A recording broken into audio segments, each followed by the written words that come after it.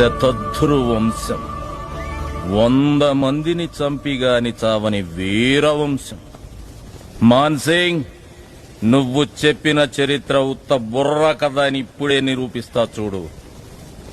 ఏయ్ భైరవా, యువరాణిని వీడికిస్తానని మాటిచ్చా. దాన్ని తీసుకొచ్చి వీడి ఒళ్ళో పెట్టి నా కాళ్ళకి సలాం కొట్టిపో. నిన్ను ప్రాణాలతో వదిలేస్తా. నేను నీకు మాటిస్తున్నా షేర్ ఖాన్, ఆ రాజద్రోహిని నాకు అప్పగించు. నిన్ను నీ సైన్యాన్ని ప్రాణాలతో వదిలేస్తా. నాకు ప్రాణభిక్ష పెడతావా?